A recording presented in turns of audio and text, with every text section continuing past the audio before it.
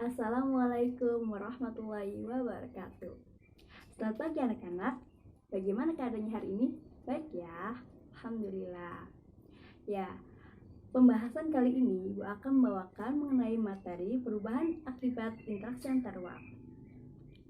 Interaksi antar ruang dapat terjadi dalam berbagai bentuk, seperti pergerakan orang, barang, gagasan, dan informasi. Nah, semua pergerakan tersebut dapat mengakibatkan perubahan. Perubahan apa saja yang terjadi akibat interaksi antar ruang dan akibat apa yang timbulkannya? Yuk mari kita bahas. Interaksi keruangan meliputi beragam jenis pergerakan seperti perjalanan menuju tempat kerja, migrasi, pariwisata, pemanfaatan fasilitas umum, wilayah pemasaran kegiatan retail, perdagangan internasional, dan distribusi barang. Nah, semua bentuk interaksi tersebut berdampak pada adanya perubahan. Misalnya, jika banyak orang dengan berbagai kepentingannya selalu datang pada suatu tempat, maka tempat yang dituju akan berkembang menjadi pusat kegiatan manusia atau sering disebut kota. Jadi, pergerakan orang sebagai bentuk interaksi keruangan menimbulkan perubahan, bukan? Dampak perubahan akibat interaksi keruangan. Pertama, berkembangnya pusat-pusat pertumbuhan.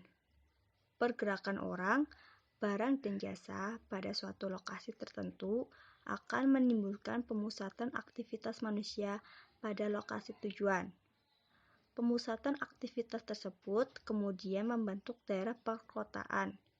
Daerah perkotaan merupakan pusat pertumbuhan suatu wilayah karena sebagian besar aktivitas terkonsentrasi di wilayah perkotaan. Contohnya, kawasan industri, kampus, dan pusat perbelanjaan. Kedua, perubahan penggunaan lahan. Aktivitas penduduk yang terus meningkat pada akhirnya akan memerlukan lahan untuk menampung aktivitasnya. Semakin banyak penduduk yang datang pada suatu kota akan disertai dengan kebutuhan tempat tinggal. Akibatnya, terjadi alih fungsi lahan dari lahan pertanian menjadi pemukiman. Nah, hal yang sama juga terjadi pada industri, perdagangan, jasa, dan lainnya yang memerlukan lahan untuk menampung aktivitasnya. Ketiga, perubahan orientasi mata pencaharian. Karena adanya kebutuhan akan barang dan jasa yang semakin beragam, maka jenis pekerjaan juga berkembang. Orientasi pekerjaan berubah dari yang tadinya berorientasi pada sumber daya alam, khususnya petani, menjadi pekerjaan lainnya. Keempat, berkembangnya sarana dan prasarana. Dengan meningkatnya pergerakan orang, barang, dan informasi, maka pembangunan sarana dan prasarana akan semakin meningkat. Kendaraan, jalan, fasilitas umum, pusat-pusat perdagangan, dan lain-lain terus bertambah dengan semakin meningkatnya interaksi keruangan. 5. Adanya perubahan sosial dan budaya.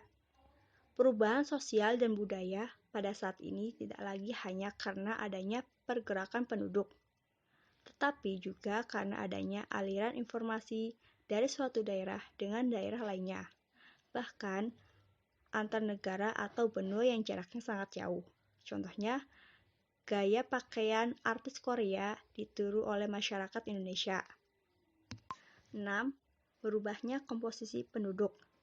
Interaksi keruangan dalam bentuk pergerakan orang akan menimbulkan konsentrasi penduduk dalam suatu wilayah. Penduduk tersebut memiliki latar belakang yang berbeda-beda, misalnya agama, status sosial, usia, jenis kelamin, mata pencaharian, etnik, atau suku bangsa.